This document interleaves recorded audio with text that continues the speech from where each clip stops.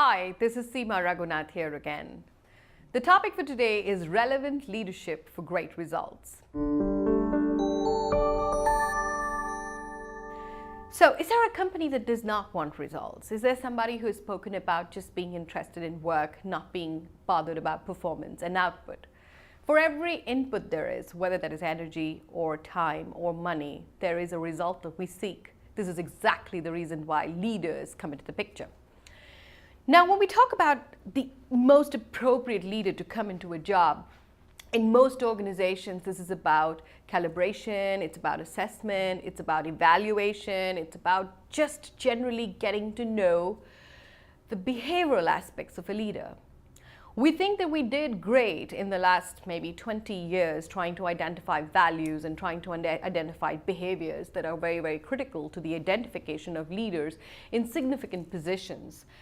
Because you want output, you want yield, you want results, and yet sometimes results don't come their way. The one thing that has been found in most of these places where results are not found is that the leader was a great leader, but not necessarily for the kind of job and role that you've identified them for. This just means that in some cases, the organization's grown, the organization's changed perhaps along the way, picked up new values and new ideas, which people who've been with the organization for a very long time didn't really manage to catch. I'll give you an example. We're talking about an organization that went on to turning green. They were watching carbon footprints. They were watching how they were really contributing to managing conservation of the environment. Now, did all the leaders change? They didn't. We had a situation where, as consultants, we're watching the whole scenario of leaders trying to talk about a subject they had zero passion in. The minute the investigation began on really where they stand, they were interested in money and they were interested in CSAT scores and ESAT scores perhaps, but that just means customer satisfaction scores and employee satisfaction scores at best. But these were not leaders who felt sensitive about the dolphins dying or about the plants and the fauna, how the water was being polluted by their factories. The real sense of responsibility was missing. The company finally had to decide whether this is the kind of leader they want to keep in the system. Organizations get possessive. They begin to own some people over time because they've been functionally strong, they've been contributing in the past.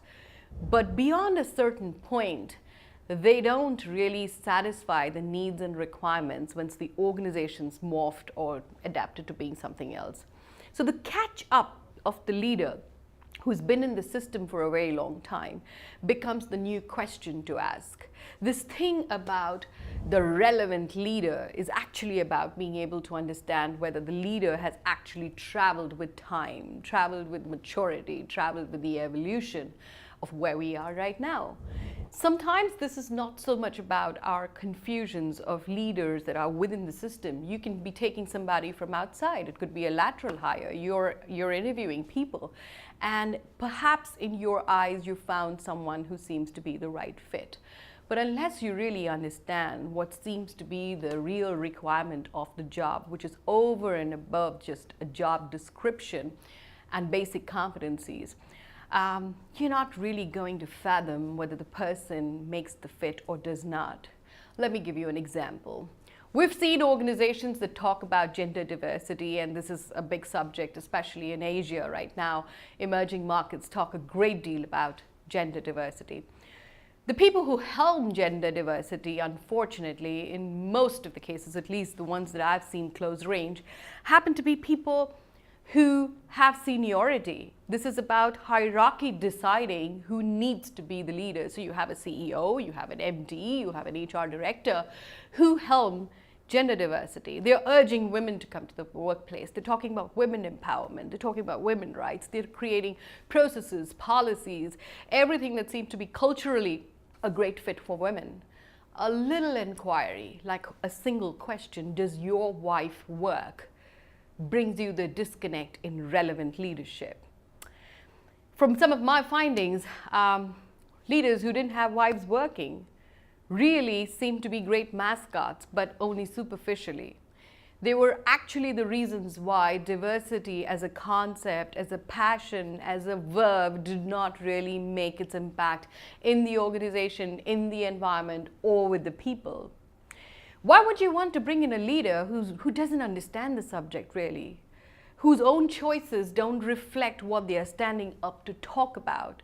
The say-do ratio, that just needs to match what you provide someone as a job to deliver. Conviction. Conviction comes from genuinity and authenticity.